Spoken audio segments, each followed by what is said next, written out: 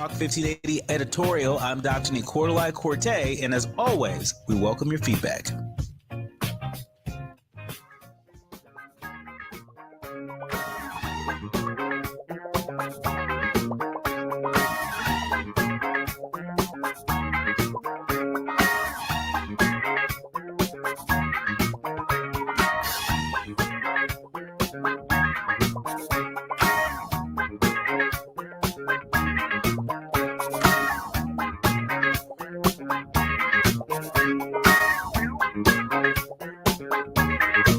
In the first hour, thought-provoking Thursdays on the Jesse Jackson Jr. Show.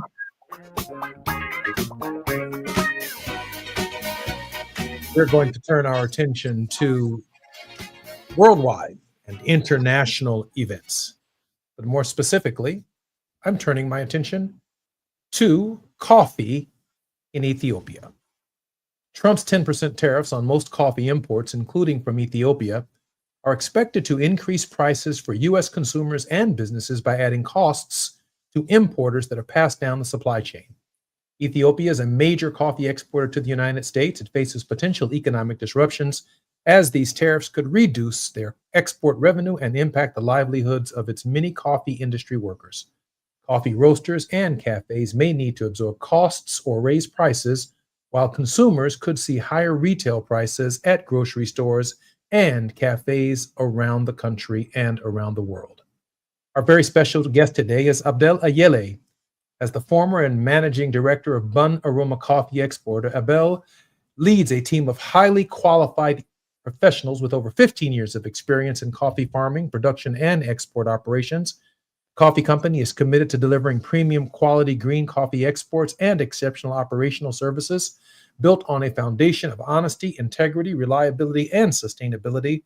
He has an executive MBA in international business, trade, commerce from UBIS in Washington, D.C., USA.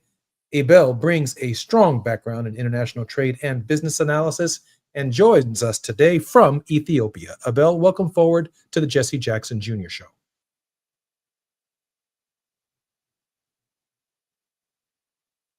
Abel, can you hear me?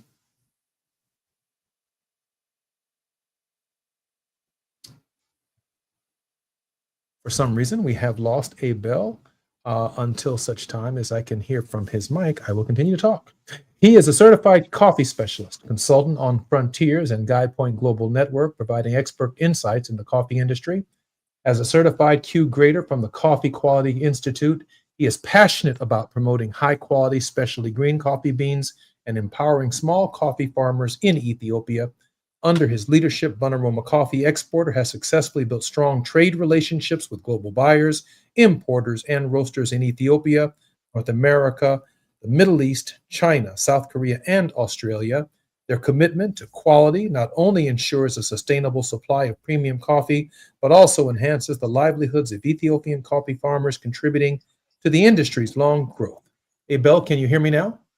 Yes, I can hear you. Can you hear me? Yes, welcome forward to the Jesse Jackson Jr. Show. And I hope our listeners can completely understand and appreciate that this is worldwide on Thursdays on the Jesse Jackson Jr. Show. And Abel is joining us live from Ethiopia.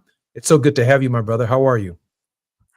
I'm doing great. Thank you so much. Thank you so very much, Jesse Jackson, for the time and for having me on your show. It's a great honor for me. It's my pleasure. Abel, let me ask you a question. Here in the United States, normally our trade deals, for example, are negotiated over time with countries that include, for example, the Africa Growth and Opportunity Act. When I was in Congress, I sponsored alternative legislation that was largely responsible and supported by organized labor in the United States, called the HOPE Bill. Human Rights, Opportunity, Partnership, and Empowerment. And I argued that the Africa Growth and Opportunity Act, which was like NAFTA, the North American Free Trade Agreement for Africa, had to take into account our history.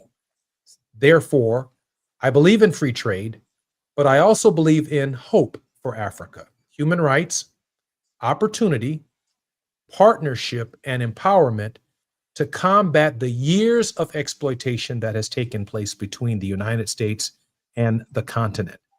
When I think about Donald Trump's unilateral tariffs on countries like Ethiopia and their effect, I am deeply concerned, as you can possibly imagine, that it does not take into account the relationship and the history. Abel, share with us how the coffee business is faring in that part of the world, and we'll move to some larger issues when we come forward after the break. Abel? Yes, certainly. As you know, coffee is one of the largest internationally traded commodity next to the crude oil.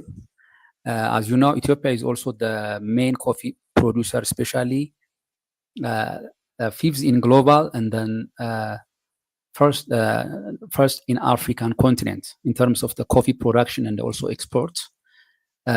Indeed, Ethiopia is also the birthplace of Arabica coffee historically. Hey, Bill, hold on one second. Because of Yes. that disconnect that we had, I've got to pause for a break. This is Jesse Jackson Jr. on KBLA Talk 1580. When we come forward, more with Abel Ayele. While you're stuck in traffic, we can at least bring you up to speed on the news of the day. You're listening to Jesse Jackson Jr. only on KBLA Talk 1580.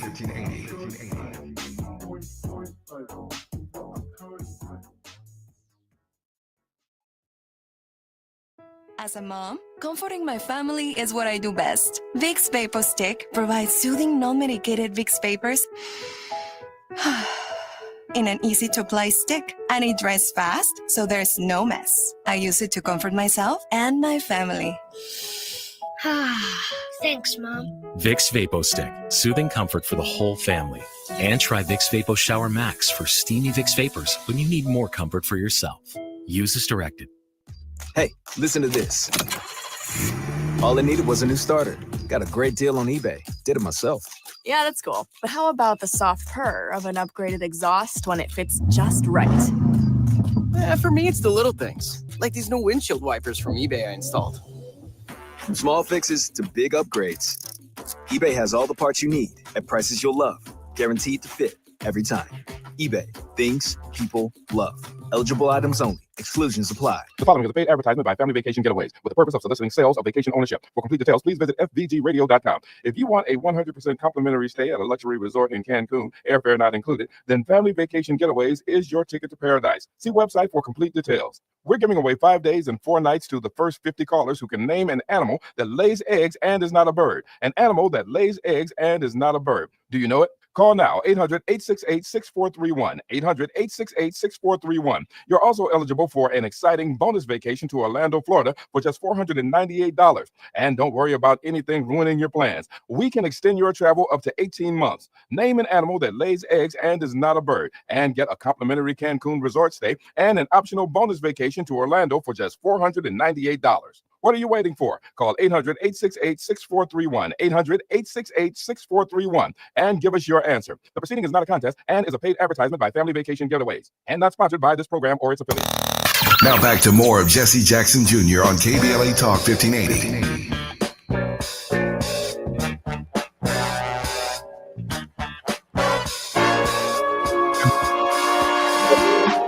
Jackson Jr. Show on KBLA Talk 1580. Our very special guest in this hour is Abel Ayele. Abel is a coffee producer, a manager, and an exporter in the country of Ethiopia. He is joining us via Ethiopia this evening. Abel, welcome to the Jesse Jackson Jr. Show.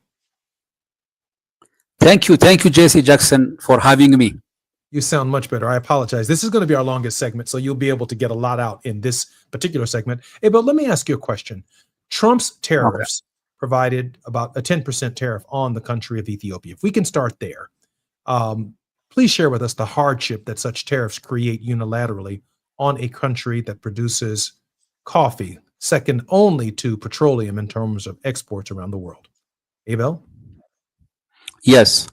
Just to start with an kind of like introduction about Ethiopian coffee before I come to the 10% tariff imposed by Ethiopians under the Trump administration. Ethiopia is the birthplace of Arabica coffee, and which is a powerhouse in global coffee markets and representing about 17% of the world's coffee supply is from Ethiopia. And it is not just like a crop, it is a lifeline for the coffee consumers who are mainly dependent on the Ethiopian unique coffee tasting notes. We have like a unique cupping profiles compared to the other coffee producing countries in the world. So approximately 30 to 35% of Ethiopians economy, the foreign currency, foreign exchanges also comes from the coffee exports. And then nearly around 15 to 20 million Ethiopians are also directly or indirectly benefited from the coffee value chain. So as also United States, they are the third largest Ethiopian coffee buyers, accounting about 20% of the export revenue within Ethiopia, within the country, is coming from the sales we ship green coffee to the US market. So after, like in April, as you know, this year in April, the Trump administration already they imposed 10% of import of Ethiopian green coffee, not roasted one. So actually, which is also aligns with other coffee producing countries from Central and from South American countries, from Guatemala, Colombia, and also including in Africa and from Ethiopia. So we are having, the cost is going to increase. The cost is going to increase because buyers are also shifting their purchase volume, and then in terms of also pricing. A year ago we used to have a direct communication and then negotiation about the coffee price that we are usually selling to our end buyers, roasters, and importers. So we are still facing the tariff for the green coffee export is bearing a heavier burden, especially as we are coffee producers. We don't usually do the value addition. So we don't do the value added processing within the country. We are like a raw coffee suppliers. Our economy, our business is dependent on we purchase coffee cherries from smallholder coffee producing farmers. We process like washed and natural coffee. As you know, there are coffee processing ways. So as a producer and exporter, after we purchase cherries from smallholder farmers, we process and then we also deliver exportable high quality coffee to the central warehouse. We have to do the packaging, reprocessing, repacking according to the buyer's quality standard. All those expenses are also dependent on the burden is on our side as an exporters. So these rates may reduce the demand from US buyers, because they could shift towards to buy the cheaper coffees, like Robusta beans from Colombia, and also from Vietnam. Some main countries who are producing Robusta coffee, the price is usually, compared to the Arabica, the price is way down. So we see, Ethiopian coffee harvesting season usually starts from October to January every year. So last year we exported what we have on our warehouse, on our stock. But now for the upcoming new crop season, which is going to start within the coming 2 months in October, starting from mid-October.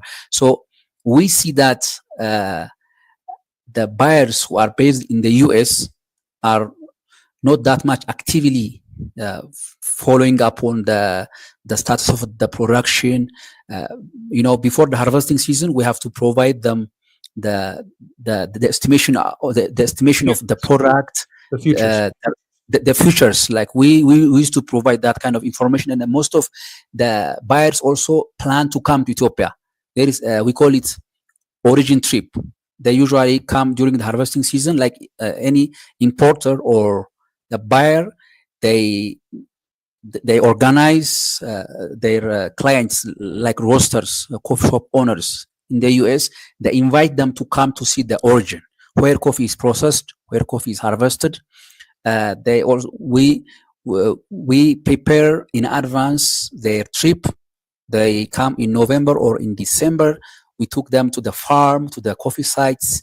They spend like a few days, around 3 to 4 days. We drive them around.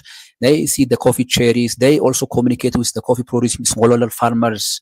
We spend some time together. But this year, so far, we are not receiving any demand or interest from those our existing clients. None of them are, sending us emails or as usual. This month was usually September, August, and September is the season for us to prepare to receive our clients, to take them around according to our schedule.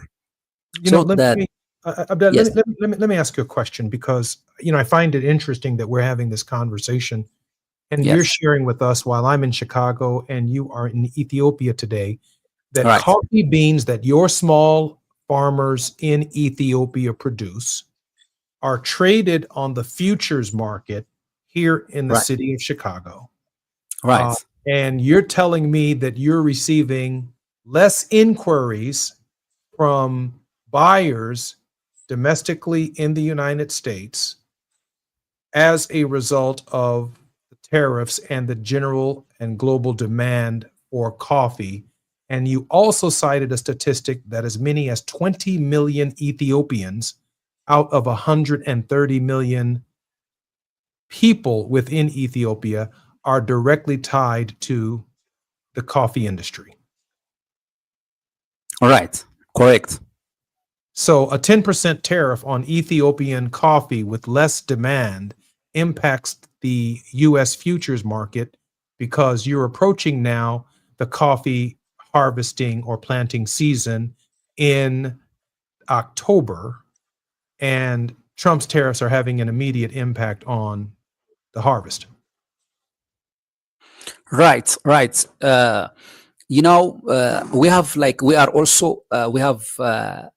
another, emerging markets in Asia. We have around 20 new markets within Asia, and also in Middle East, like in China, Japan, Saudi, UAE, South Korea, and Malaysia are showing higher interest to use the advantage, because of that, we are hoping that even though there is a less demand from the US side, our alternative market, there is, because of the tariff is already shifting the geopolitical, stand of the business, especially also in the coffee. Like also, as you know, Brazil, they have also higher rates of tariff, one of the biggest coffee supplier. So the price, the future market for the coffee so far is increasing. It's going high, but the coffee importers are not highly interested, even though there's a surge in the stock market, in the future markets. But the buyers are shifting to buy coffee from different origins. And then, as an alternative side, as coffee producers in Ethiopia, we are also diverting our attention to directly work with the emerging market in Asia, especially in China. Chinese have been, like I can tell you, in the past 6 months, we see around 12%, approximately around 12% of, increment in the coffee supply to China compared to last year. So the Chinese are also mainly, taking advantage of importing coffee from Ethiopia, and they already also listed African coffee producing countries like kind of a tax-free, duty-free. Whatever coffee is exported from Ethiopia to Chinese market is becoming without any duty or tax. So from the parallel, the market is still showing kind of significant, increasing a little bit, but we are not receiving any intent or contractual agreement for the future coffee contracts. So importers, we are talking about physical coffee, not like spot trading. For spot trading, maybe those traders, they usually based on the international demand and then the international market, not only in the US. For the global coffee supply, the companies who are listed in the stock market, NYBOT, the New York Board of Trade, they keep trading for future, but they are not trading for physical coffee.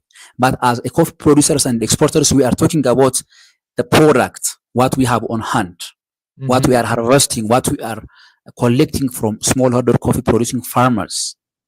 But parallelly, that market is maybe the physical coffee may or may not be shipped to those clients. Hey, Bill, am I correct in assuming then that there's less demand in the United States? Right. Because there are fewer contracts, but the Chinese, for example, are filling the demand because of the specialty coffees, the Arabic coffees, and the other coffees that Ethiopians produce, hence strengthening the relationship between Ethiopia and, let's say, China, or even we saw recently here in the United States a summit from Xi in China with Putin, as well as Zelensky and others. International leaders came to China for their military parade, but I'm assuming they're also discussing economic issues. So some of the voids created by the Trump tariff regime in the United States, making it difficult to get contracts for the futures markets for Ethiopian coffee, these other countries are stepping in, and they are, I'm assuming, issuing contracts or seeking to fill the void that is created by the high costs of coffee around the tariff regime. Correct.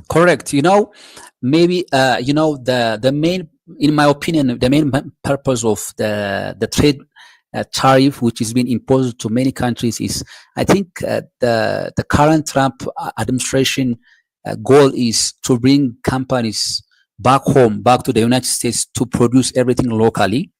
But maybe if we are also aware of the National Coffee Association, or NCA, they are based in the US, in Houston. They even wrote a letter directly to the White House by explaining about coffee is not a product that can be produced or grown in the US. You cannot you cannot force coffee producers to come to the US and grow it locally to reduce the expense of importing from different countries.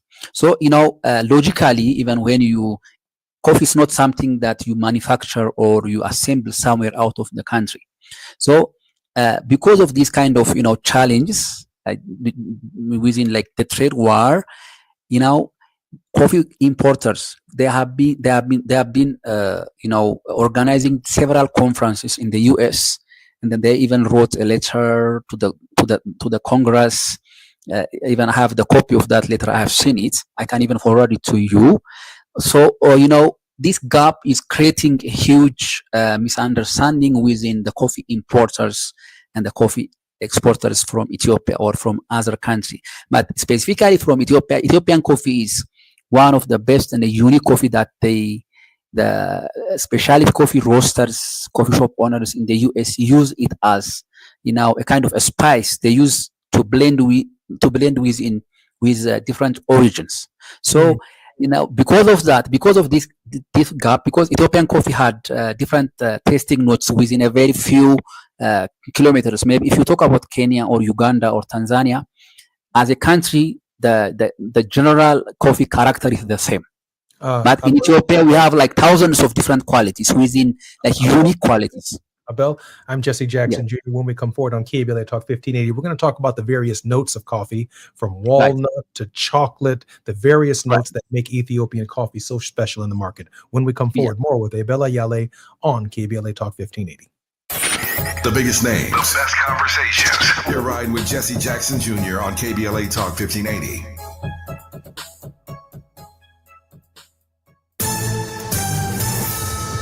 I'm Amber Payton with BIN News Now. New York City students returned to class Thursday under a new statewide smartphone ban. We want to sit in the classroom and not be disrupted. We want to focus and not have someone bully us because of the way we dress. Black Mayor Eric Adams visited HBCU Early College Prep in Queens, one of 7 new schools opening this year, telling students the ban is meant to boost learning and real-life interaction. The Justice Department is now investigating Black Federal Reserve Governor Lisa Cook for alleged mortgage fraud with subpoenas issued in Michigan and Georgia. The probe follows referral letters sent to the DOJ last month. President Trump has moved to fire Cook while continuing to push the Fed to cut rates. And the House has failed to censor Black New Jersey Democrat LaMonica McIver, who's charged with assaulting ICE agents during a May visit to a Newark detention center. 5 Republicans joined Democrats in voting no, with many GOP members walking out. Get BIN News Now on demand 24/7 on the iHeartRadio app. Think It Up is an initiative to activate student-powered, teacher-led learning projects. Students and teachers, how can you spark great learning experiences in your classrooms today? Join at thinkitup.org. Is this the time? This is the KBLA Sports Minute with Ray Richardson.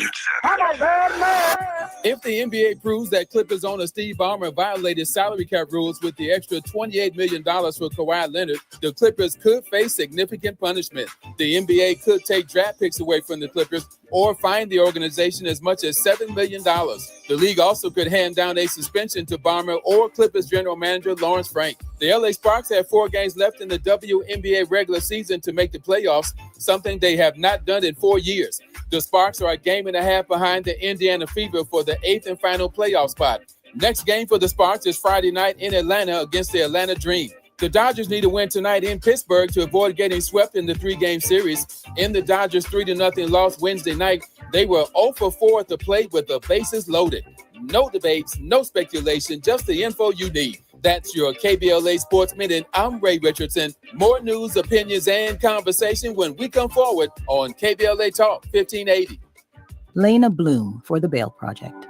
Imagine you're stuck in a jail cell and you can't afford bail and someone offers you a way out. Just plead guilty and you can go home and kiss your kids goodnight. What do? What thousands have. You plead guilty whether you are or not. Cash bail makes poverty a crime. That's why the Bail Project helps those who can't afford it while fighting to end cash bail. Because freedom should be free. Brought to you by the Ad Council.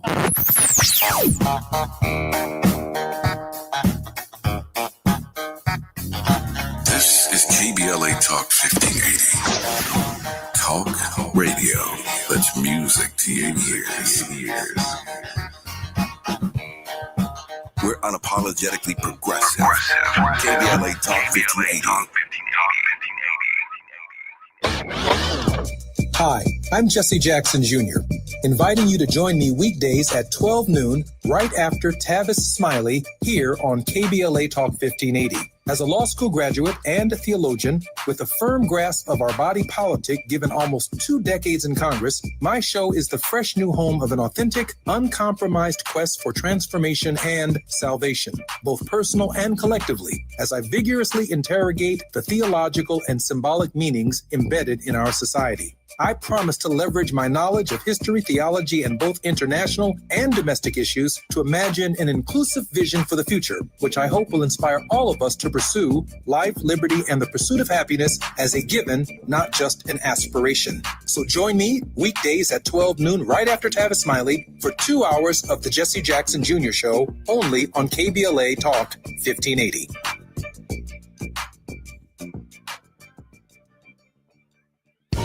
And that Imagine a world without heart disease and stroke, where every person has the chance to live a full and healthy life. Join us for a walk to save lives at the American Heart Association's Greater Los Angeles Heart and Stroke Walk, Saturday, September 20th at the Rose Bowl. Every step made and every dollar raised means more people learning CPR, more life-saving research, and more time with the ones we love. Sign up at heartwalkla.org. The LA Heart and Stroke Walk is sponsored by Optum, UCLA Health, Keck Medicine of USC, and Dignity Health.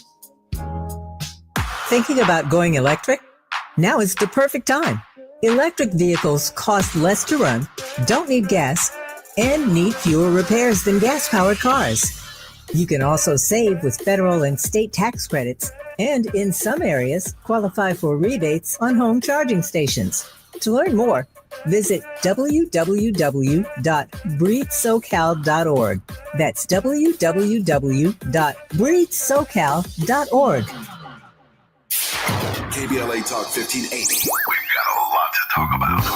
KBLA Talk 1580 is committed to self-care and community well-being. Walk Good LA was formed in June 2020, inspired by the Black Lives Matter movement and the beginning stages of the COVID-19 pandemic. What began as a few minutes of breath work and yoga meditation before protests against police brutality turned into a safe space for the community to heal in hard times. The immensely positive response from the community transformed the momentum into a movement. Today, Walk Good LA is a Black and Brown-led community wellness organization based in Los Angeles. They provide spaces for healing through community yoga classes, guided meditations, hikes, run clubs, and other activations throughout Los Angeles that attract hundreds of members weekly. With the help of Propel and Michael B. Jordan, they now have a yoga and wellness studio in Los Angeles called the Walk Good Yard. To join their mailing list and connect with healing spaces, please visit walkgoodla.org. That's walkgoodla.org. Or find them on Instagram at walkgoodla. This is a community call to action, a community call to healing from KBLA Talk 1580. You're listening to Jesse Jackson Jr. on KBLA Talk 1580.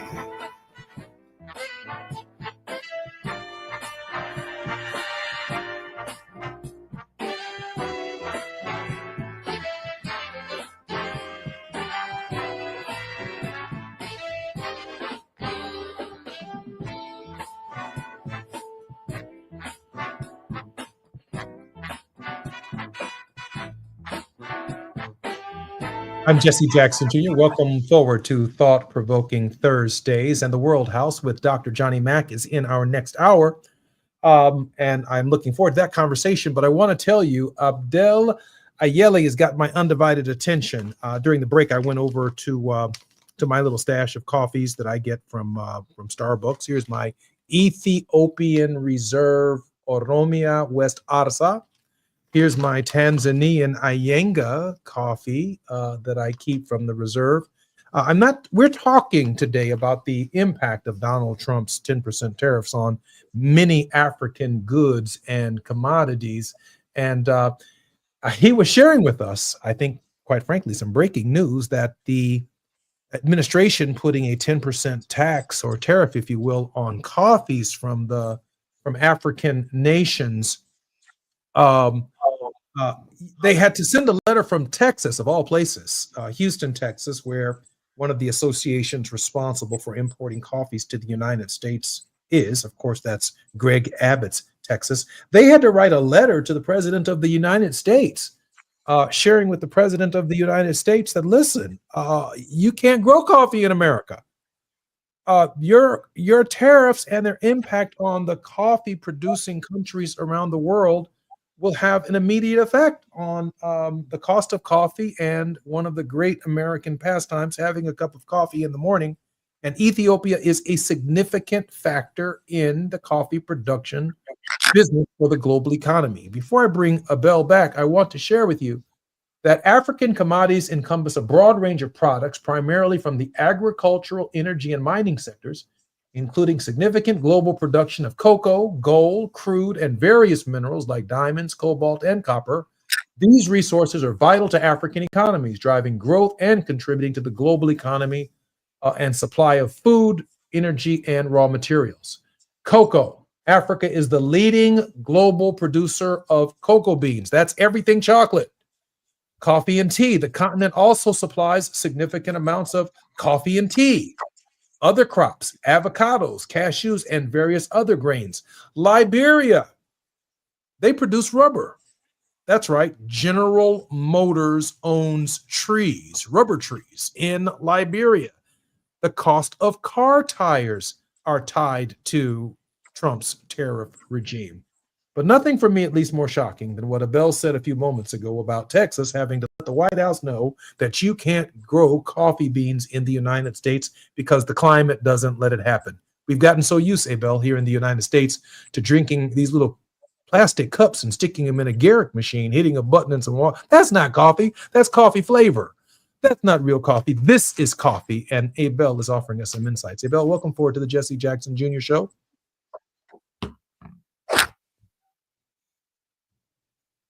Abel? Thank you, Jesse. Thank you, Jesse, for having this critical conversation on the air. Thank you very much.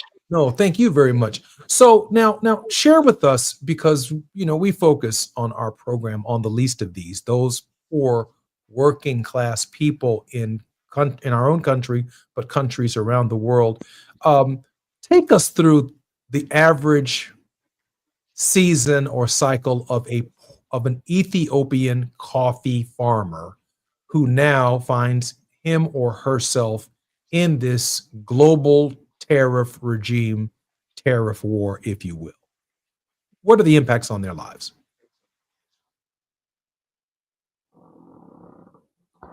For us in Ethiopia, the producers and the exporters, the potential for tariff was a profound threat, because it targeted, the lifeblood of our economy, and also the livelihoods of over 5 million smallholder coffee farmers, farming families. 5 million families. Exactly. It wasn't a policy.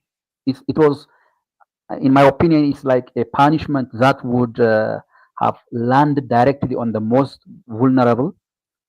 It also risked undoing years of work to build and the brand equity for Ethiopian coffee, threatening to push also most of the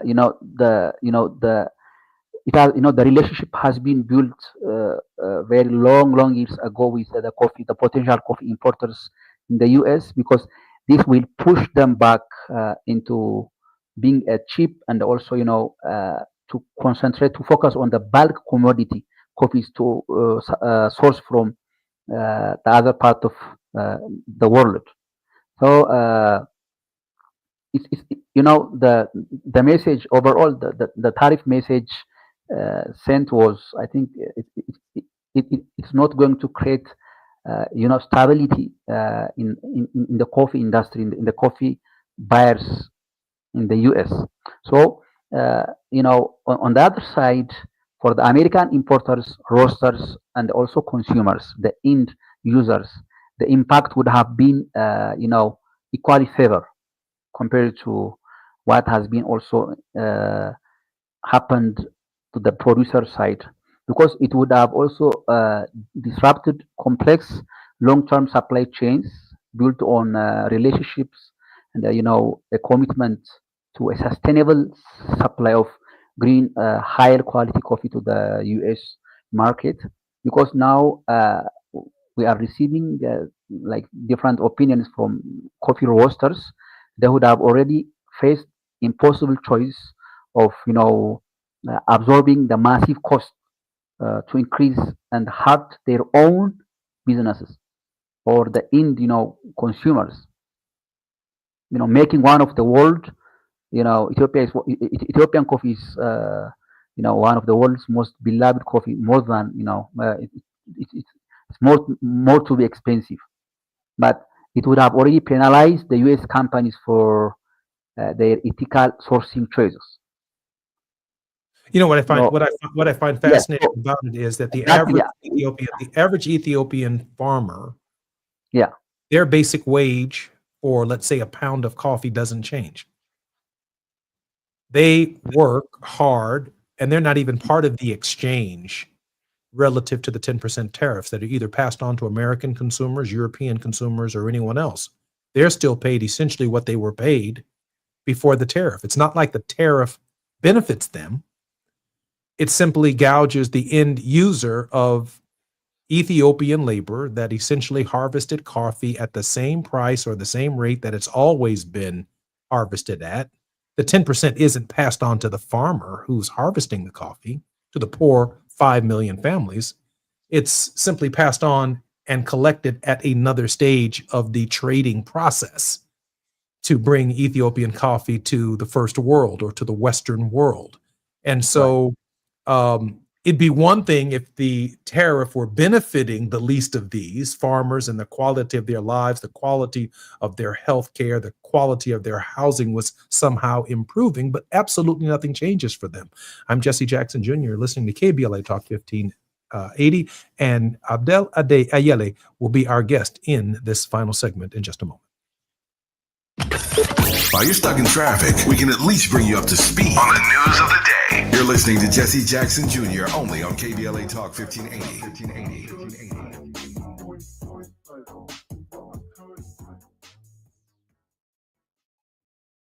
Attorney advertising prior results do not guarantee future outcomes. Founded in Los Angeles in 1986, litigation powerhouse Quinn Emanuel has deep roots in the Los Angeles community. Since 2007, we have litigated some of the largest fires on the West Coast. We are proud to be the only AmLaw 100 firm in the country to represent wildfire victims, giving affected individuals, families, and businesses the same focus and individualized attention we devote to our Fortune 500 clients. BTI Consulting has repeatedly recognized Quinn Emanuel as among the 4 law firms in-house counsel least like to oppose in any litigation, and we are often deemed the most feared. And after securing over $80 billion for our clients in various matters firm-wide, we understand why. If you have been affected by the recent wildfires in Altadena and the Palisades and would like to discuss your situation further, please contact wildfire support at QuinnEmanuel.com or call us at 213-443-3050. Quinn Emanuel is proud to sponsor Conversation Live Altadena Rising with James Farr on KBLA Talk 1580. Attorney advertising prior results do not guarantee future outcomes.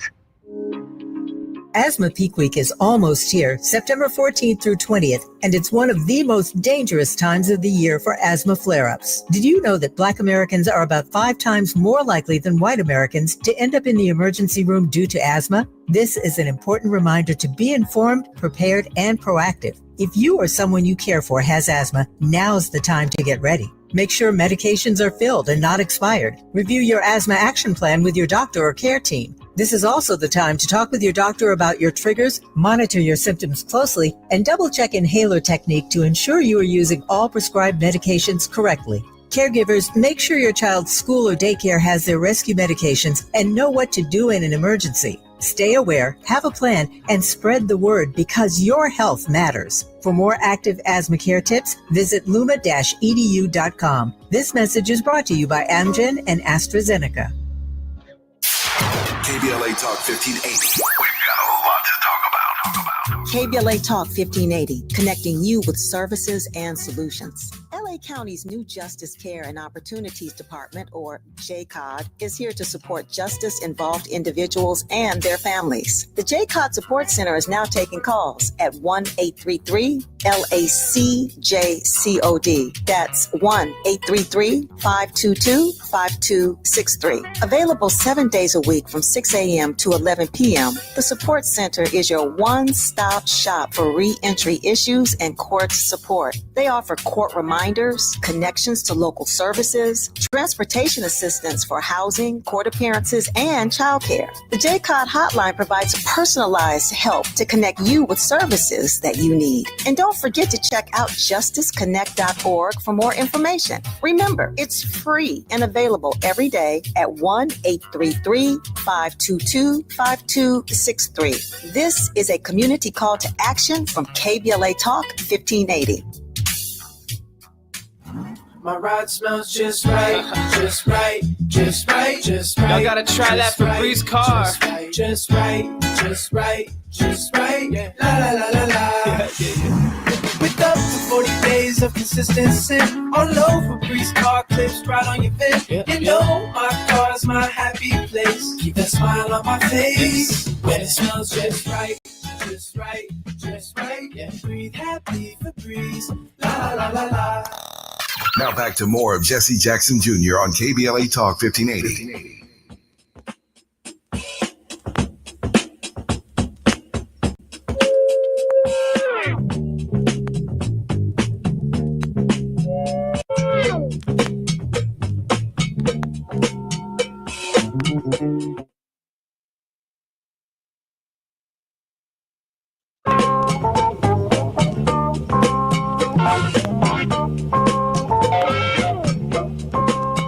I'm Jesse Jackson Jr. Welcome forward to the Jesse Jackson Jr. Show on KBLA Talk 1580. In this final segment of our program, Abdel Ayele, founding and manager director of Bun Aroma Coffee Exporter, leads a team of highly qualified professionals with over 15 years of expertise in coffee farming, production, and export operations. He's been joining us in the last hour, sharing with us his concerns and what the global concerns are with respect to the 10% tariff that Donald Trump has placed on a number of African, sub-Saharan African, as well as Northeastern African and South American countries, particularly in the coffee business. Abdel, welcome forward to the Jesse Jackson Jr. Show. Welcome back. His concerns and what the global concern. Abdel, Thank you, Jesse, for having me again. I'm so glad that you're here. Let me ask you a question, if I can. Blue Mountain Coffee in Jamaica, same concerns in South America? Right. Because, compared to the production capacity, Blue Mountain is, not that, they don't cover majority of the coffee production or supply of green coffee to the U.S. market. Again, if I emphasize on the 10% tariff of the U.S. has imposed on Ethiopian coffee, this policy really has a consequence on both ends of the chain, both in the supply and also on the export, the production and also on the demand side. Yeah, because coffee is for Ethiopia. Coffee is not just an export; it is a lifeline of our economy. Millions of smallholder farmers depend on the coffee, as I tried to mention like several times before, for their daily bread. Coffee is the lifeline of their daily income. So, and the sector contributes the bulk of our foreign currency exchange in earnings in the country, and most of these farmers already live with very tight margin. So when we are talking about the 10% of tariff is added in the U.S. market, it immediately reduces the Ethiopians' competitiveness in the U.S. market, because the existing buyers, for example, you are mentioning about from the Starbucks reserve, you mentioned about the coffee traceable information about West RC in the Oromia region. And the coffee has to be sustainable. You need to find that coffee within the shelf of reserve coffee shop continuously. You don't need to replace that origin with different with other origin of the coffee, because because of that, because of the competitiveness within the U.S. market is going to decrease, which might affects the buyers to look for cheaper origins of coffee, like from Colombia and from like some central coffee producing countries, from Peru, from Nicaragua, El Salvador. They might only they may divert, which threatens to slow down our export growth in Ethiopia, and also it lower the income of the rural communities, and it will also weaken a sector that is already fragile. So on the other side of also the story, it also affects small coffee shop owners in the US side, because Ethiopian coffee is not just it is not like as a commodity.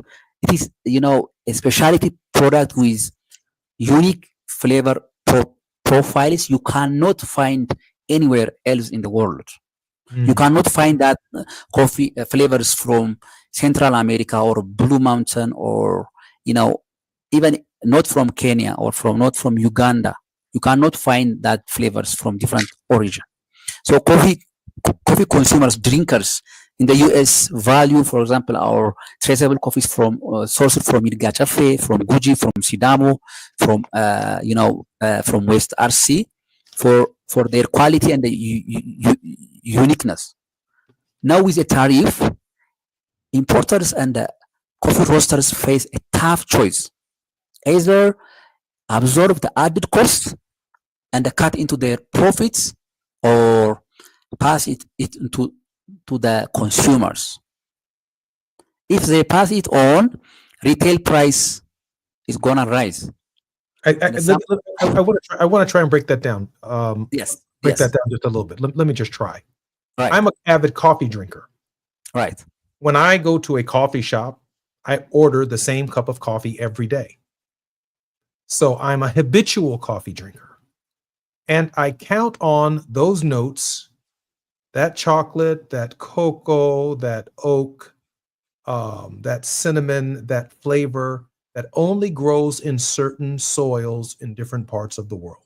Whether I know where the bean is actually produced or not, I count on that same flavor bean every day.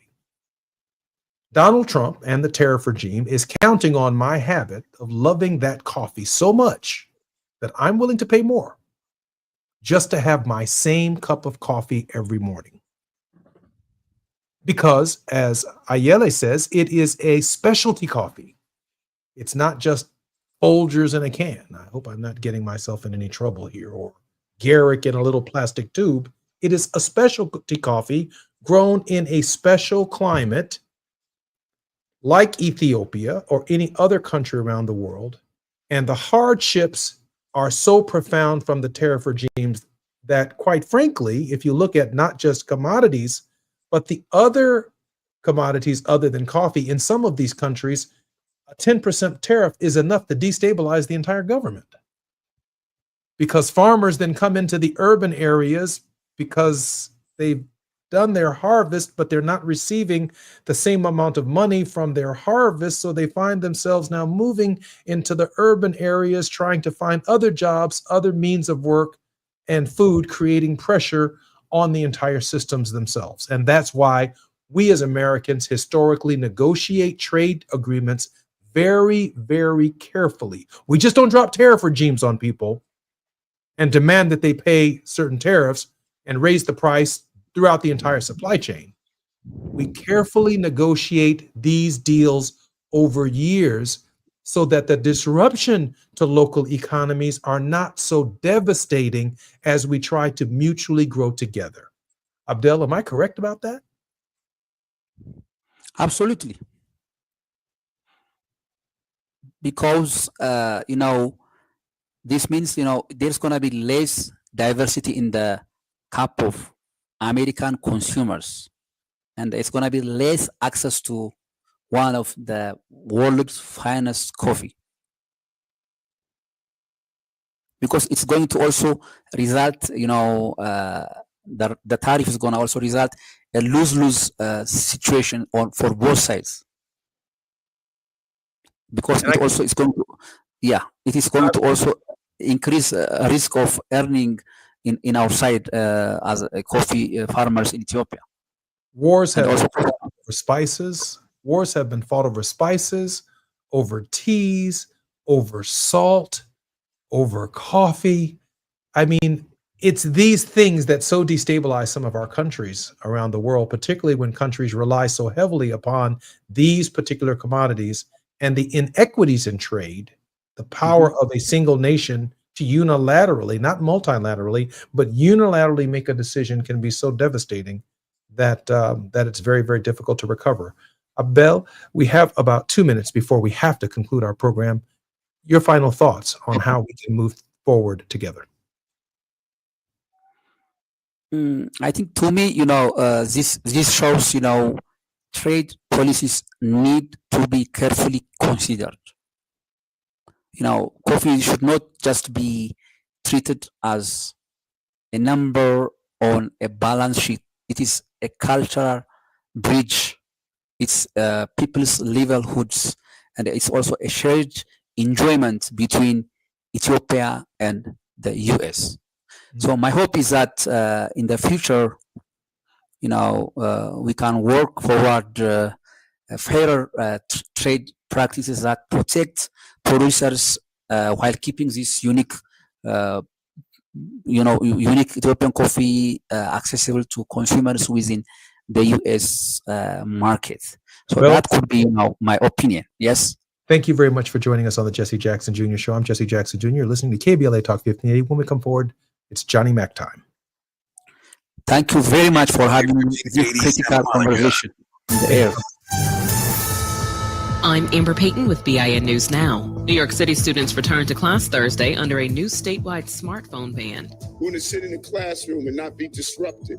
We want to focus and not have someone bully us because of the way we dress. Black Mayor Eric Adams visited HBCU Early College Prep in Queens, one of 7 new schools opening this year, telling students the ban is meant to boost learning and real-life interaction.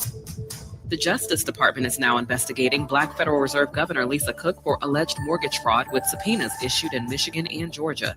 The probe follows referral letters sent to the DOJ last month. President Trump has moved to fire Cook while continuing to push the Fed to cut rates. And the House has failed to censor Black New Jersey Democrat LaMonica McIver, who's charged with assaulting ICE agents during a May visit to a Newark detention center. 5 Republicans joined Democrats in voting no, with many GOP members walking out. Get BIN News Now on demand 24/7 on the iHeartRadio app.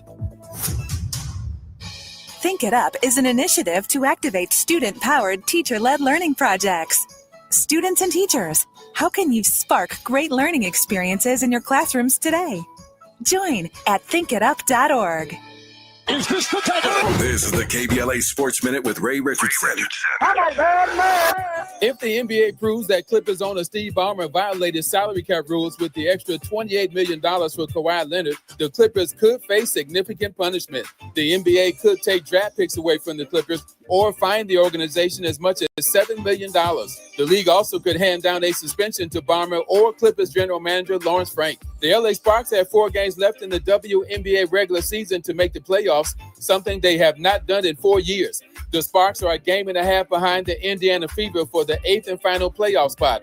Next game for the Sparks is Friday night in Atlanta against the Atlanta Dream. The Dodgers need a win tonight in Pittsburgh to avoid getting swept in the 3-game series. In the Dodgers' 3-0 loss Wednesday night, they were 0 for 4 at the plate with the bases loaded. No debates, no speculation, just the info you need. That's your KBLA Sports Minute. I'm Ray Richardson. More news, opinions, and conversation when we come forward on KBLA Talk 1580.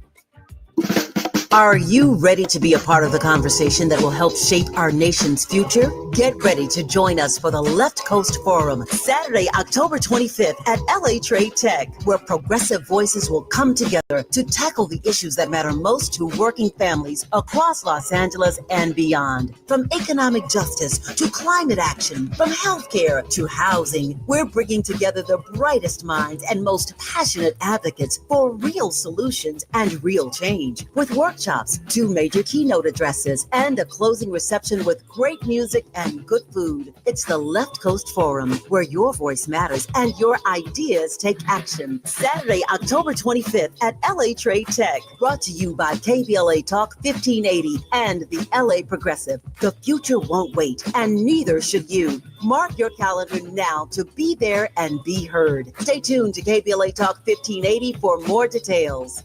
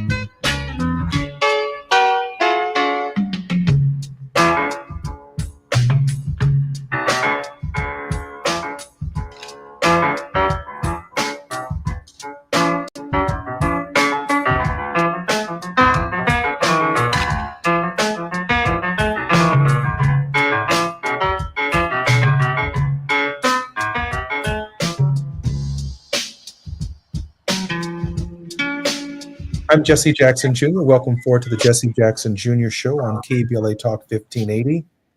This is Thought-Provoking Thursdays on the Jesse Jackson Jr. Show. And I am going to ask our producer, because she does such a fantastic job of it, to really, really consider more of these international programs on Thursday afternoons, in part because I think we need an outside perspective on what's happening in our communities. And so I am so excited with Worldwide on the Jesse Jackson Jr. Show that my producer is reminding me that's what we do. We cover the world on Thursdays. I got that. But these guests on Thursdays really, really do matter to our outside perspective and how we perceive ourselves in Los Angeles, in Chicago, in New York, around the country. And so I'm very, very grateful for Brother Abel's contribution. Who would ever thought that the impact of the cup of coffee that we have in the morning and the tariff regime has an impact on 5 million people in Ethiopia who produce coffee farmers, who many of whom don't have health care. They struggle to put food on their families and on their food on their tables and provide for their families and provide their children with the kind of futures that they deserve, while we are enjoying a latte or having a cup of coffee here in the United States. I mean, Dr. King said it best. We are globally connected. We are part of an inescapable mutuality, a fabric that connects us all. But all we hear in the United States is, I'm offering a 10% tariff here, here, here, and here. But the consequences of it are, for the global poor, have tremendous consequences that maybe in our daily routines, in our daily lives, we don't give reflection to. I shall never forget the first time I spent a day or two with a farmer and his family. And I shared very early on in this programming, many, many months ago, that whenever I would have prayer and my mother or father would ask me to pray over the food for breakfast in the morning, they would say, hey, Jesse, would you please say prayer before you eat for the family? And I say, God is good, God is grace. Thank you for the food that we're about to receive, for the nourishment of our bodies, for Christ's sakes. Amen. And then let's eat, y'all. At one of these moments, or one of these periods in my life, I spent some time with a family farmer in South suburban Illinois and had breakfast with that family, spent time in the cornfield driving the combine and the tractor. But before we did, we had breakfast. And the farmer and his wife asked their children to pray. And their children thanked God for the rain, thanked God for the sun, thanked God for the harvest, thanked God for all of the things that made it possible for the seed to be nurtured to grow, so that they could feed the chickens and feed the dogs and feed the hogs and feed everything on the farm. And I thought about the prayer that I gave when I was sitting around my table and the things that I took for granted in the production process so that I could have something to eat. But the farmer's prayer reminded me of just how much goes into not only the production, but their way of life, how much they count on the sun, how much they count on the rain. And this is true in Ethiopia as well. We just have a cup of coffee, but, give me my latte, or go back and you didn't make it right. Pour that one out, give me another one. We've given absolutely zero thought when I order my coffee in the morning about 5 million families in Ethiopia who are profoundly impacted by whether or not I even want the flavor of their coffee, and what they do as harvesters and the impact that that coffee has on them. I've asked Abel Ayele to come back on our program. He is still here with us. Abel, we were having such a profound conversation. I'm not so sure that we can afford to lose you right now. Abel, welcome forward to the Jesse Jackson Jr. Show.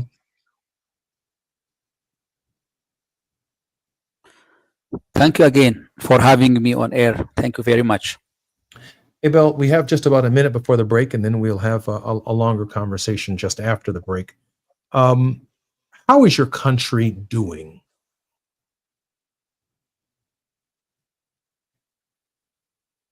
In terms of coffee or generally? I think generally. Yeah, this next week, the coming next week, Ethiopia is going to inaugurate one of the largest hydroelectric dam. I think it is seventh in the world and the first in Africa. It's called Grand Ethiopian Renaissance Dam. So which is going to be inaugurated the coming week on Tuesday. It has been under construction and development for the past 14 years. Maybe if you are aware of the geopolitical situations within the Nile Basin countries, Ethiopia and Sudan, Egypt. And also President Trump has been also several times recently mentioning about this issue. So for us, if you ask me about Ethiopia, the country is under having tremendous, reforms in terms of economy, and also the very good thing is we are inaugurating one of the largest hydroelectric dam next week. When we come forward, yes. When we come forward on KBLA Talk 1580, we're going to talk about the Grand Ethiopian Renaissance Dam and its consequences for providing something as basic as power to people who've been waiting for it for more than, 14 years. I'm Jesse Jackson Jr. When we come forward on KBLA Talk 1580. It's afternoon drive time with Jesse Jackson Jr. Only on KBLA Talk 1580.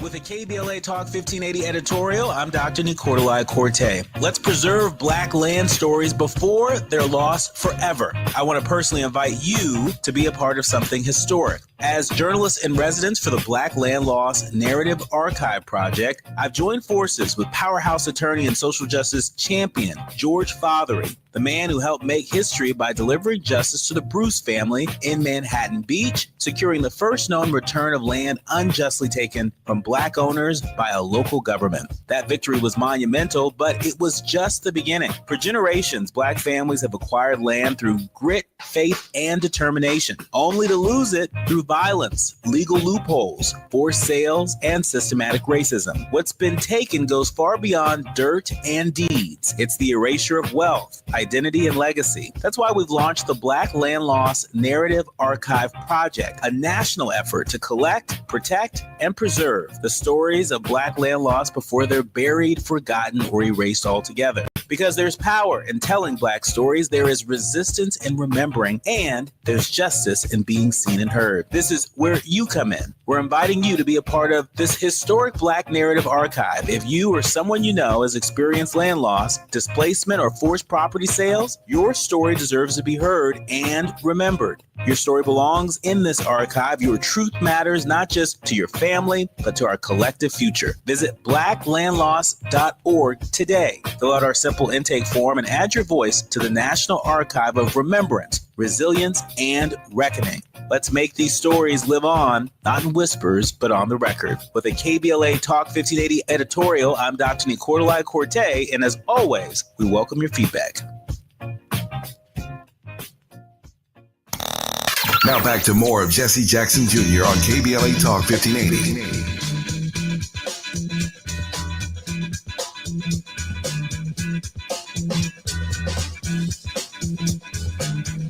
I'm Jesse Jackson Jr. Welcome forward to the Jesse Jackson Jr. Show. Our very special guest in this hour is Abel Ayele.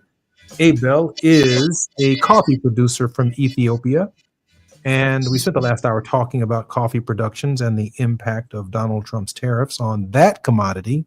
But if you think about the thousands of commodities that come from Africa, the thousands of commodities that come from South America and other poor countries around the world, you can only imagine that we only have time on this show to talk about a single commodity, coffee. But the impact of 10% tariffs around the world is creating a downward pressure on the poor, because nothing is changing for them in light of Trump's increasing tariffs. However, just before the break, Abel shared with us that Ethiopia is developing a significant hydroelectric power resource to meet its growing energy needs and facilitate economic growth, with the Grand Ethiopian Renaissance Dam being its most prominent project. The country possesses immense hydropower potential and views electricity generation as a crucial factor for poverty reduction and industrialization, while also serving as a tool to boost national income through electricity exports to neighboring countries. The Grand Ethiopian Renaissance Dam is the largest hydropower plant in Africa, a multi-billion-dollar project located on the Blue Nile River. Imagine that some countries and companies around the world are now going to have access to this exported power from Ethiopia, which will be new. Took 14 years to create this multi-billion-dollar power plant, but that there are still parts of Ethiopia that are without electricity. That's true, isn't it, Abel? Yes, absolutely. And other countries that neighbor Ethiopia are without electricity as well. Isn't that right, Abel? Correct. And so the Grand Ethiopian Renaissance Dam is really one of the first projects that really brings many of these countries, I'm not even discussing the 21st century, into the 20th century.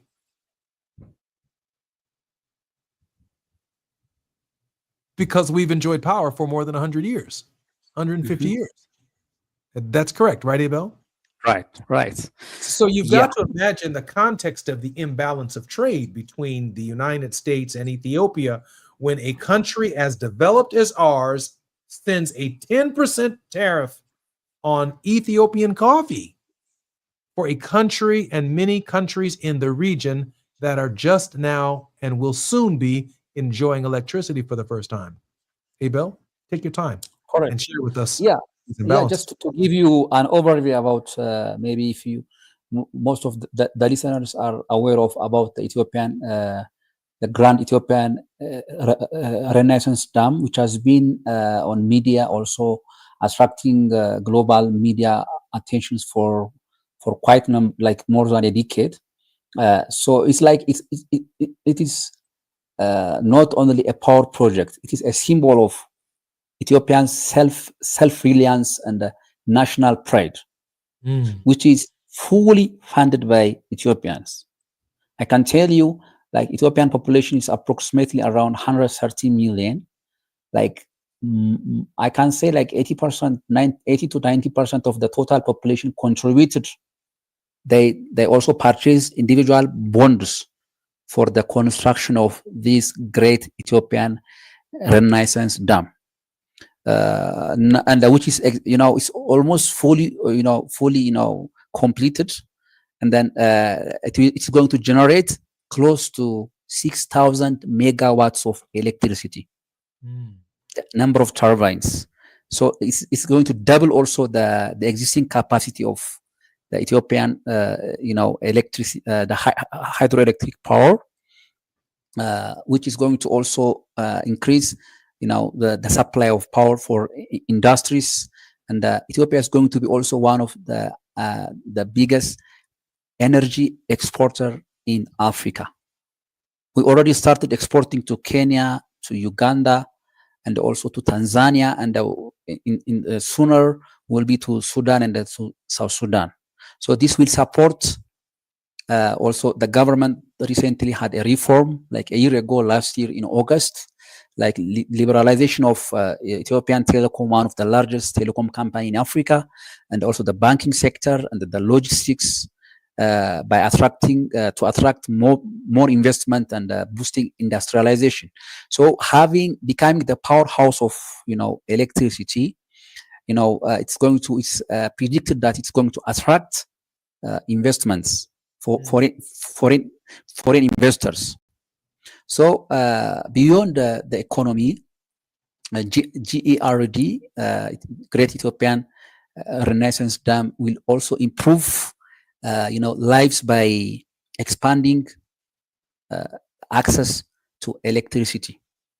I do want to say that I don't want to give anyone the impression that more often than we do that there are not some very modern, developed parts of every single African country, including Ethiopia. You could walk down some of the major cities in Ethiopia, and you wouldn't be able to tell the difference between those cities and downtown New York or downtown Chicago. There are cities just like that.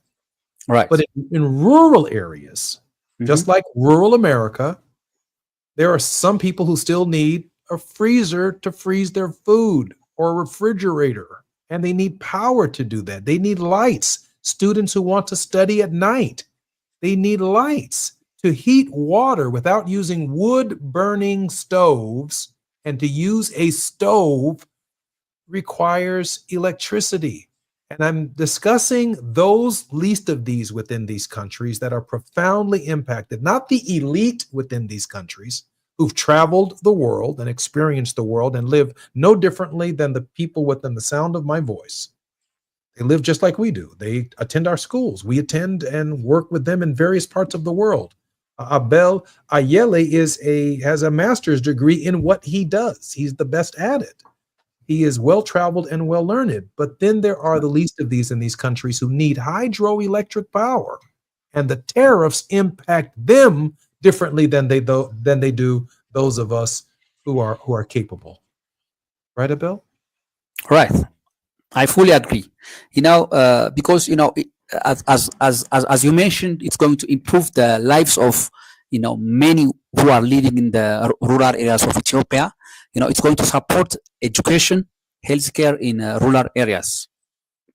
And it's also going to provide equitable water use within the region in Africa, and that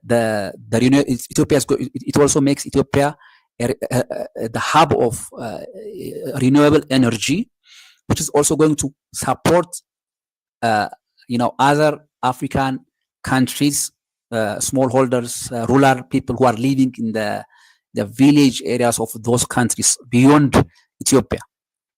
So when I come back to the societies, the communities living in Ethiopia, I think approximately around the electricity coverage in the country is around 37%. I think I have to double check about the recent data, but imagine close to 60%, 65% of the whole population is not living in is not having access to electricity. So no Wi-Fi. No Wi-Fi. They are using charcoal. Yes, no. I mean, no cable, no cell phones, no laptops. Exactly. Yeah. Because for cooking they are still using charcoal. Some clinics, hospitals, they use generators. To have improved health and to support also small businesses within that area, in the rural area. Still, electricity is vital. For the betterment of the society. Maybe people they might have a small cities, like small cities in the village areas. They might have electricity, to access to electricity. They might charge their phone. Maybe the telecom companies are using, building towers with a small generator only for the internet coverage. But when we go downline to the individual smallholder, farmers who are living in the rural areas, there is no access. There is no access to electricity. So it is also going to also enable them to get the coverage is going to it's going to have the biomass of coverage of electricity in the schools and the hospitals, in the clinics. It's going to double, or it's going to increase within the coming few years. That's what has been expected. Beyond that, also we call it's a turning point for Ethiopia's economy and the society, and for the well-being of rural communities. I want to introduce to our show our producer, Gina Towns, the producer of the Jesse Jackson Jr. Show and the creator of the Jesse Jackson Jr. Show. She's decided to welcome to the show, Gina. Well, thank you, Jesse. First and foremost, I want to say that Johnny Mack just gave me a call and alerted me that he just landed in Kinshasa. and so he's not going to be able to join us today. I want to make sure that you can still hear me. Yeah, so we wish Johnny a great trip there in Kinshasa. I've asked him if he can get settled, if he could join us tomorrow. But we will continue on Worldwide. And I have to tell you, one of the reasons why I wanted to jump in, and thank you, Jesse, for allowing me, because I think I was getting a little incensed during this conversation. And for anyone listening to it and understanding what is going on here, it seems to me that any trade or any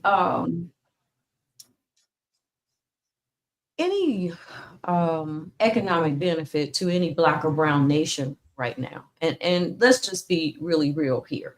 When companies or countries rather have a commodity, and of course, coffee is probably still the #1 commodity in the world, that followed by gold and cobalt, perhaps. And all of these things are in the ground on the continent of Africa. And so it seems, you've got Brazilian coffee, you've got Guatemalan coffee. And so if the tariffs are too high to really do business with the United States, and everybody has to settle for drinking something other than what they have become accustomed to, then what is the purpose? I mean, I really want to get down to what is really going on in the onslaught, not only domestically in the United States, with our pending economic crisis, with unemployment at an all-time high amongst Black women, and then when you look at countries who are Black and brown by population and government. So can we please talk about something a little bit more pointed? When we look at this whole coffee thing, I think it's indicative of something much larger.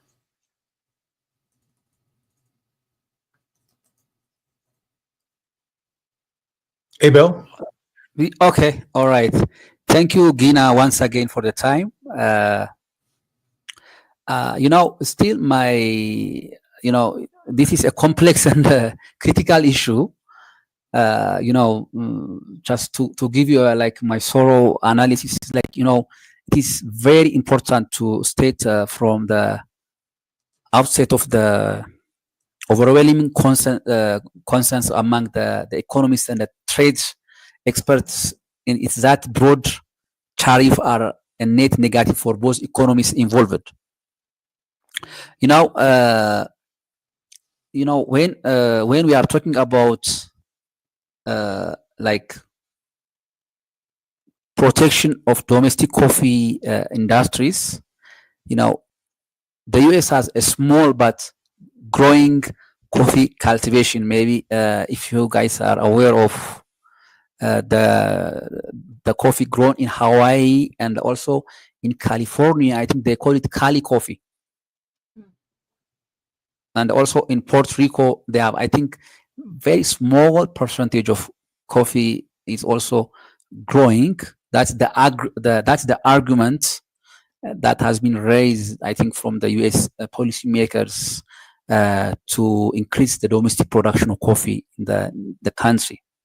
But compared to the demand, which has been already known, the US, everybody, has higher, culture of consuming coffee.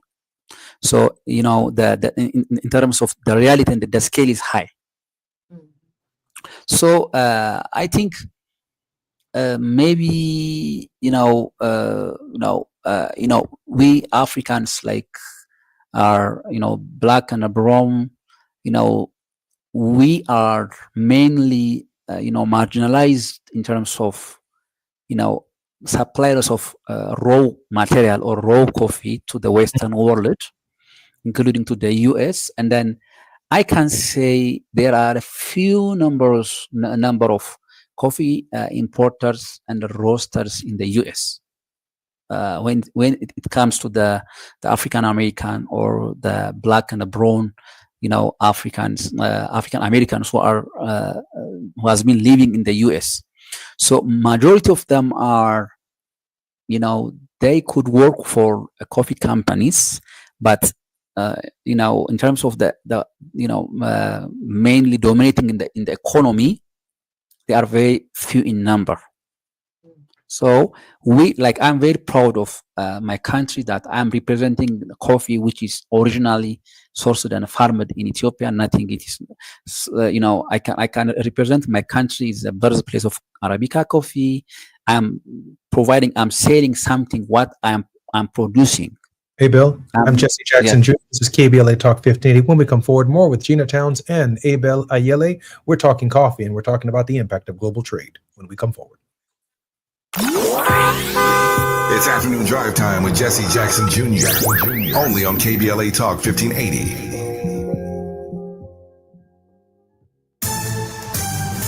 I'm Amber Payton with BIN News Now. Singer Montel Jordan revealed on NBC's Today Show that his prostate cancer has returned, now at stage 2 after surgery last year. Fully confident. I know God is healer. I also know that I have the greatest of care professionals and people that are alongside of me. Diagnosed in 2024, the singer says he remains optimistic thanks to early detection.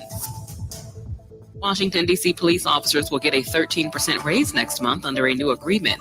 Black Mayor Muriel Bowser also announced plans to boost the force to 4,000 officers. The department currently has about 3,200.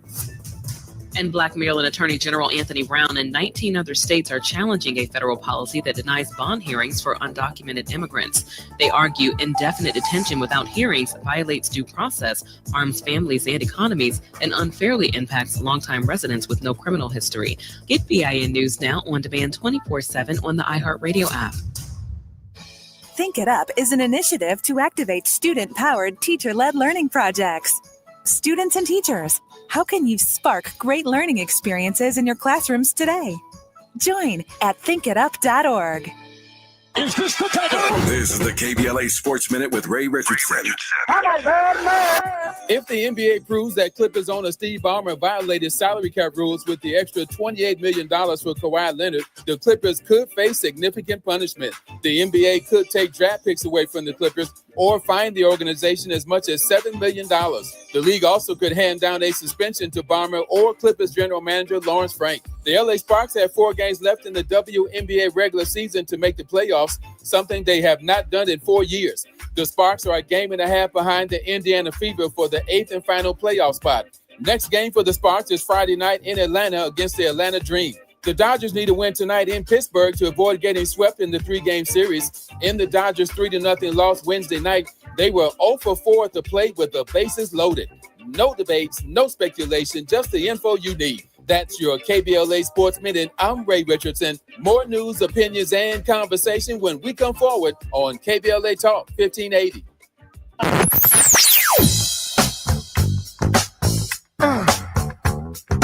This is KBLA Talk 1580. Talk radio. That's music to your ears. We're unapologetically progressive. KBLA Talk 1580.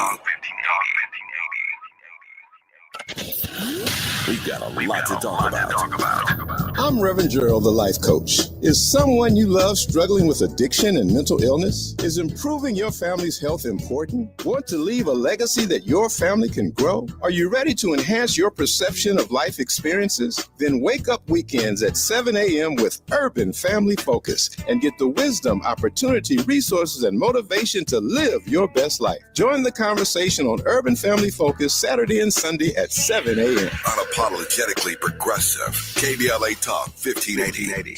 We've got your black.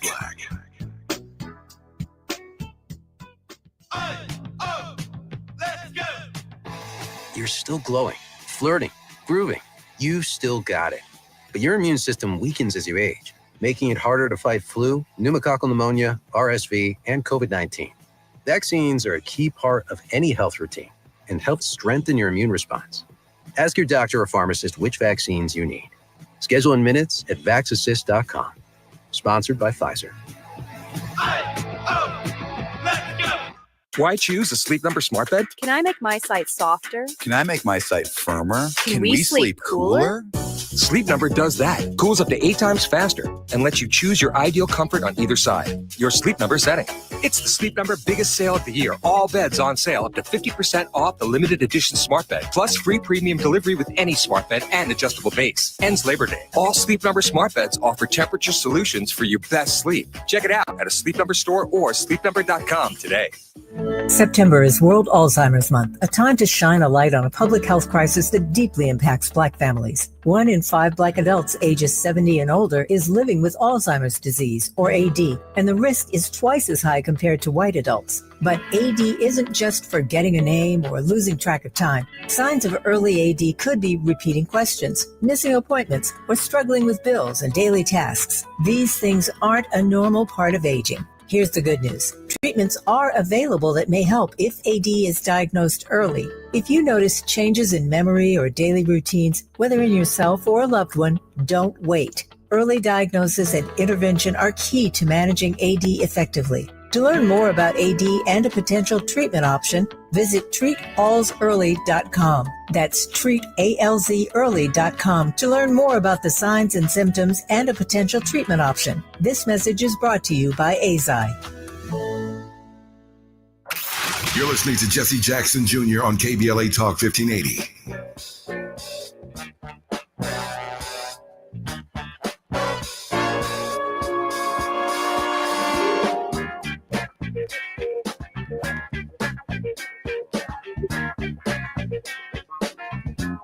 Welcome forward to the Jesse Jackson Jr. Show. I'm Jesse Jackson Jr. on KBLA Talk 1580. On Thursdays, thought-provoking Thursdays, we cover the entire world, worldwide. Our very special host on this day, Johnny Mack, has just gotten off of his plane in Kinshasa, the capital of the Democratic Republic of the Congo.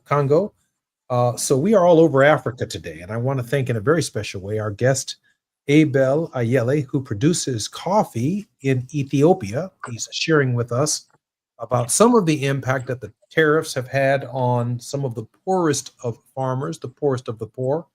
But he also takes great pride in Ethiopian coffee, which has some of the highest notes of cocoa and oak and wood and cinnamon, all of it from the soil, which speaks to the uniqueness of coffee. But we're also talking about how these unilateral trade or tariff regimes of Donald Trump are not well thought out and the impact that they have on working poor farmers. Abel reminded us that the government of Ethiopia, the people of Ethiopia, will soon launch their dam, a hydroelectric power plant that will create 6,000, I believe, gigawatts of power, and that has the capacity to light up not only most of Ethiopia, but provide power to other countries, literally changing the dynamic of the quality of lives of millions of people. Abel, welcome forward to the Jesse Jackson Jr. Show. Welcome back. Thank you, Jesse. Thank you for having me again. We're honored to have you. And of course, we're being joined by our producer, Miss Gina Town. Gina, welcome forward to the Jesse Jackson Jr. Show. Thank you so much. You'll have to unmute your mic, please. Thank you so much. Gina, you have more questions? Well, I have a thought probably.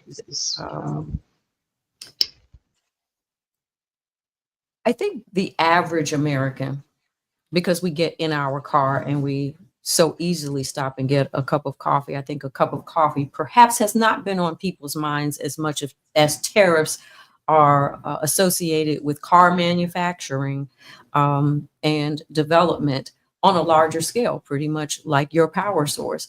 And so the importance of coffee in our economy, but in our culture, I think is maybe a little bit underestimated as far as the tariffs are concerned. So one, I thank you for bringing this to our attention. But in a larger sense, Jesse addressed like how are things going in Ethiopia when African Americans right now think about visiting the continent of Africa. There are certain names of countries that kind of just hop forward: Ethiopia, Ghana, South Africa, of course.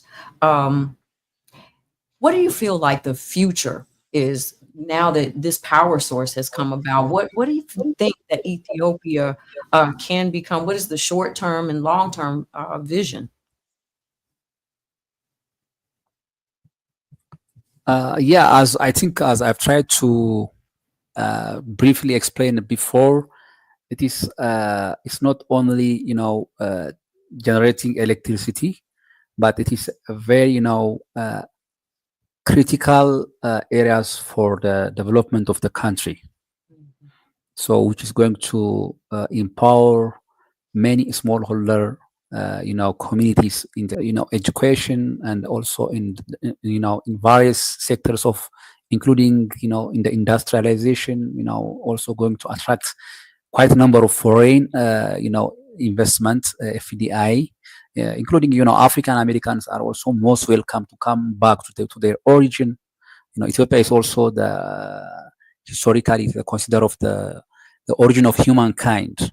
So most of the Ethiopians are also considered as we are the origin of the humanity. So in different line of opportunity or whatever you say, Africans were able to get into the US, and they already had an opportunity to live, to work, and to change the life that side. But if they have generated, if they already had economically strong, all those African Americans are most welcome to the Ethiopia, also including to other African countries, to their origin, because we are still developing countries. We are not developed, so which gives us an advantage that everything is under development. So if it is under development, it gives us an opportunity to come and develop whatever is there. We have various number of critical minerals. We have, like, in terms of industry, in terms of production, and then many like entrepreneurs, young, like me. We have a lot of young Ethiopians who are very much energetic to welcome African Americans to build a joint venture company in Ethiopia, to share experience and also the knowledge transfer. We also call it South-South cooperation. So this kind of partnership will enhance the development of the nation, for the coming generation as well, not only for us. So it gives a great advantage for all of us to to hold hand in hand. So I think that's my general view. Comment on that. I want to comment on that because I've been hearing over and over again, Gina, a lot more African Americans who've been really, really struggling with whether or not they even want to endure America's politics right now. I've heard people want to go to Ghana and are actually leaving. That African Americans are talking about moving to the Caribbean, and now we have a wide open arms from Abel Ayele saying, come to Ethiopia and establish partnerships with us. You don't have to sit around all day long and just digest the garbage that's being thrown at you by Donald John Trump. Gina, you've heard a lot about it as well. Well, absolutely. And one of our best friends of the show, and our engineer here, is in Ghana as we speak. She's been there for a week, and I have friends that have moved. She ain't coming back. No, she's going to come back. But certainly people are looking at these partnerships, and looking at moving. I have a part of my family that is looking to move.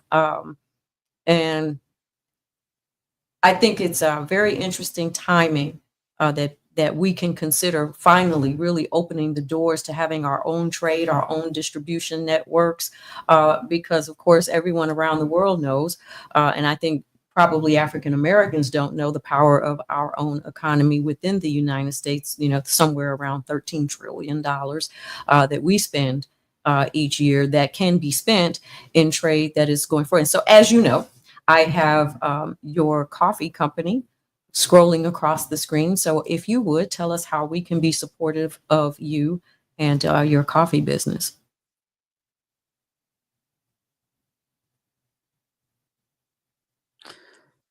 Thank you, Gina, for the opportunity. Of course, I frequently travel to the US.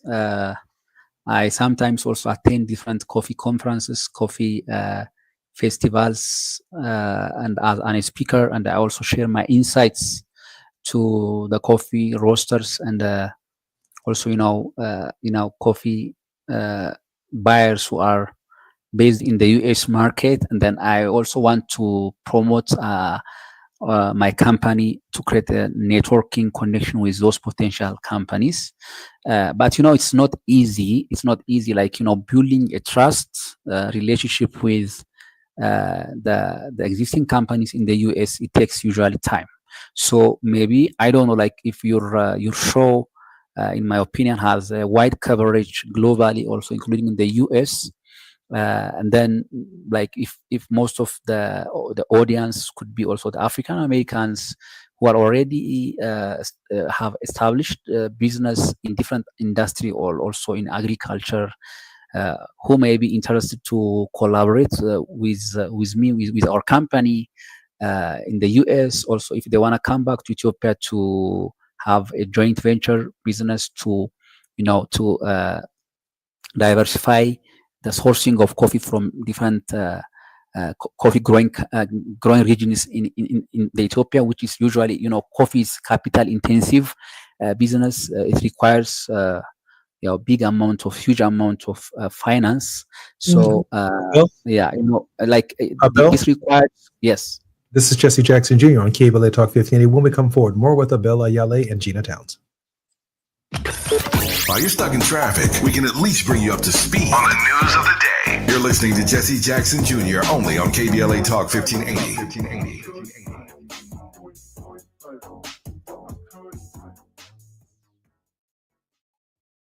Cashback is not available on gas in New Jersey and Wisconsin. Susan, I'm sorry I'm late. Traffic is terrible. It sure is. But on top of that, gas prices have been skyrocketing. I can't believe how expensive gas has gotten recently. Prices at the pump are up, but I never pay full price for gas anymore. I just use the free Upside app that pays you cash back for every gallon of gas you buy. Wait a minute. Are you saying you actually get paid cash when you buy gas with the Upside app? Yes, I get real cash back every time I buy gas. And does that actually add up to anything? I've made around $200. Wow, that's serious extra cash. I'm downloading the free Upside app now. Download the free Upside app to earn real cash back every time you buy gas. Use promo code GOLD for an extra 25 cents per gallon cash back on your first fill up. You can cash out anytime right to your bank account, to PayPal, or an e-gift card for Amazon and other brands. Just download the free Upside app and use promo code GOLD for a 25 cents per gallon bonus on your first tank. That's code GOLD for 25 cents per gallon cash back on your first fill up. KBLA Talk 1580. We've got a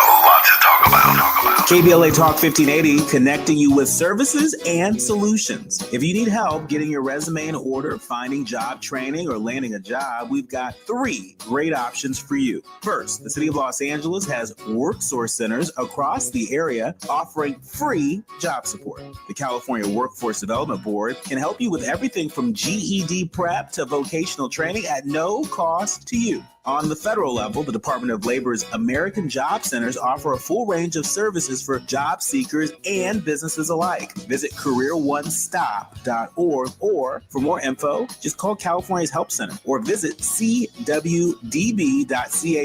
or call 916-657-1440. For the City of Los Angeles programs, go to ewd.lacity.gov or call 213-744-7300. All these services are free to help you get your next job. This is a community call to action from KBLA Talk 1580. I'm still going for it, even with higher stroke risk from atrial fibrillation, an irregular heartbeat not caused by a heart valve problem. Over a 3-year study, Eliquis apixaban tablets reduced stroke risk better than warfarin, and over 97% of Eliquis patients did not experience a stroke. A first stroke occurred in 2.9% of warfarin patients versus 2.3% of Eliquis patients. Don't stop prescription Eliquis without asking your doctor. Stroke risk may increase. Eliquis can cause serious and potentially fatal bleeding. Don't take if you have an artificial heart valve, abnormal bleeding, or antiphospholipid syndrome. While taking, you may bruise more easily or bleed longer. A spinal injection increases blood clot risk, which may cause paralysis. Get medical help right away for unexpected bleeding or bruising, or back pain, tingling, numbness, muscle weakness, or incontinence. Aspirin products, NSAIDs, SSRIs, SNRIs, and blood thinners increase bleeding risk. Tell your doctor about planned medical or dental procedures. Learn more at Eliquis.com or call 1-855-ELIQUIS. My mom has decided to learn to paint, and she's good. My dad's now into creative cuisine, and I've already put on 6 pounds. Learning new things comes with age. My mom, she started forgetting my name and what we're talking about. Forgetting well-known things doesn't. Memory loss may be a sign of Alzheimer's disease. Early detection gives you and your loved one time to plan for the future. Learn the warning signs of Alzheimer's at 10signs.org. Brought to you by the Alzheimer's Association and the Ad Council. This is Secret Clinical dominating extra stinky stress sweat. And this is regular deodorant. Secret Clinical in a heat wave. Oh, what a beautiful day. This is regular deodorant. Ugh, I can't. Secret Clinical with workout sweat. Let's run another marathon. And regular deodorant. How much more? Secret is the GOAT because nothing fights sweat better. Stay fresher under pressure. Now back to more of Jesse Jackson Jr. on KBLA Talk 1580.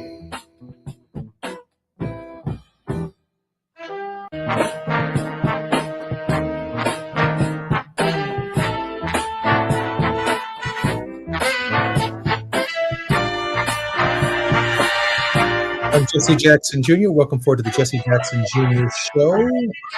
We're worldwide on Thoughtful Thursdays with Abel Ayele, and we're also joined by our executive producer, Gina Towns.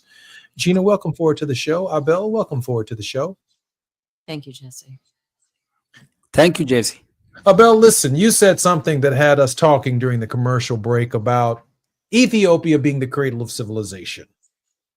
We need you to build on that for those of us over here who think that, well, some of us think Greenville, South Carolina is the cradle of civilization.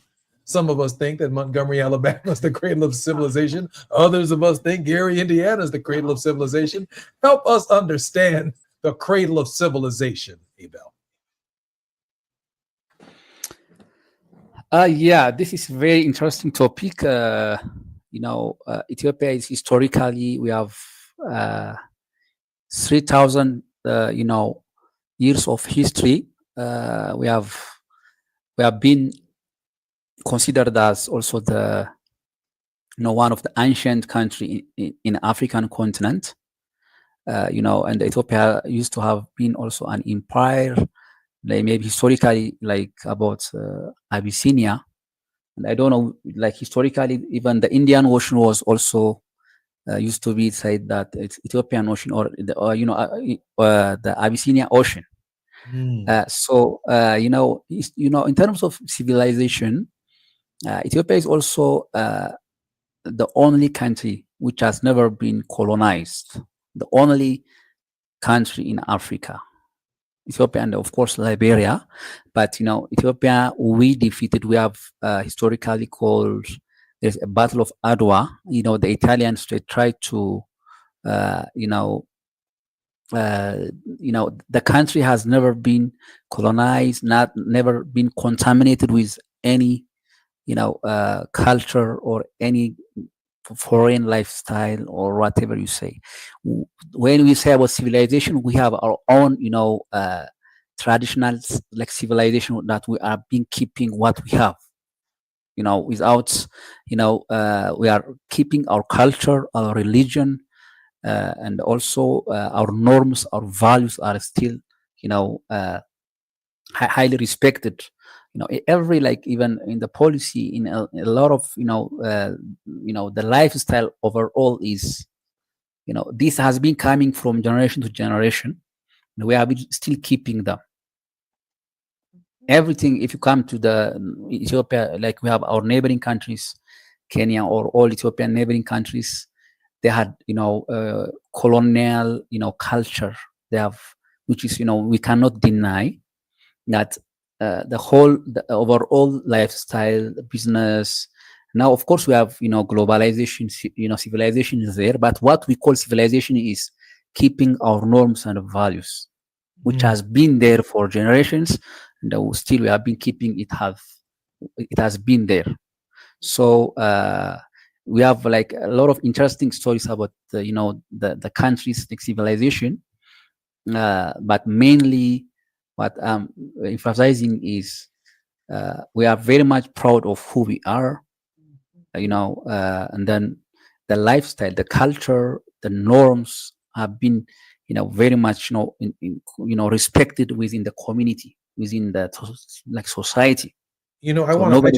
I want to comment on that very quickly, then I want to kick it to Gina Abel, and that's this. America is just 250 years old, and if you're here in the United States, you think you're responsible for civilization. Let's just be honest, Americans. I wish Barbara Arnwine were here. Look, folks, look here. We think we are the turning point in civilization. And what Abel said is we have a history that is 3,000 years old, that has culture, that we have never been conquered, that we are our own original people. We've been, meaning the Ethiopian people, we've been practicing civilization for 3,000 years. Americans have been practicing civilization for about 250. And we're struggling. We're struggling in ways that the Ethiopian people are not struggling. And yet, even in our struggle and our arrogance, we can put a tariff regime on the Ethiopian people, disrupt their civilization, create hardship for 5 million families who harvest coffee beans. 20 million people out of a country of 131 million people are impacted by the coffee industry in Ethiopia. It is one of the largest exports of that country to the world. It is unique in that its taste is not Folgers or Garrick, but unique chocolate, cinnamon, oak, and certain notes that come from the soil itself, hence a unique product. And then our president gets elected and he just gets to disrupt someone else's civilization arbitrarily without negotiating trade agreements to protect and keep their civilizations from being destabilized. That's heavy stuff, Gina. That's heavy, heavy, heavy.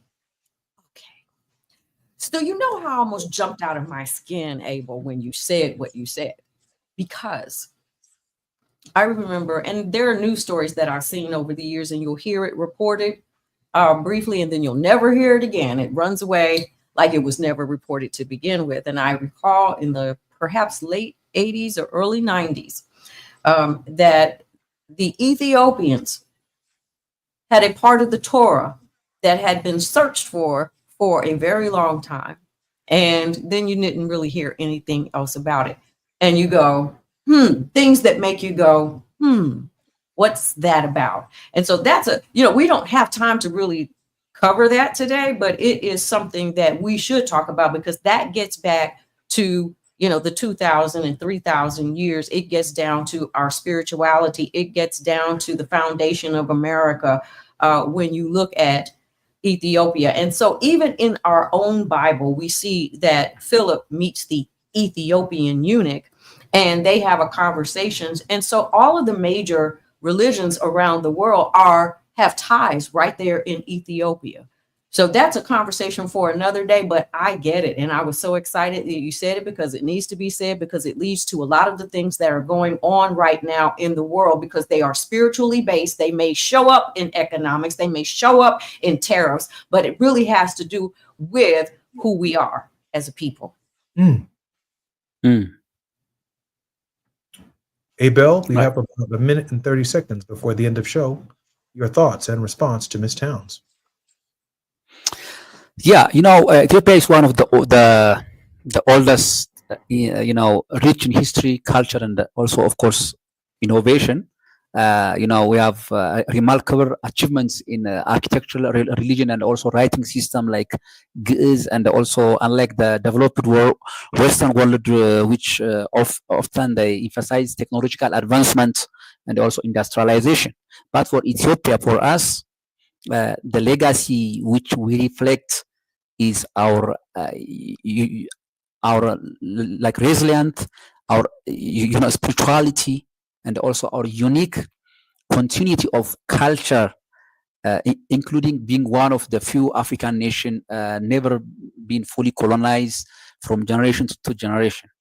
So while the Western societies they already developed rapidly through scientific revolution, and also they have economic expansion, of course. But Ethiopia, we preserved our tradition, our language, our heritage, offering a perspective on governance, a community, and also in the identity that continues to influence both Africa and the global. Yes. We're so grateful that you've been on our show. Welcome forward to the Jesse Jackson Jr. Show until tomorrow, where we have Fat Meat Fridays with Gina Towns when we come forward. Thanks.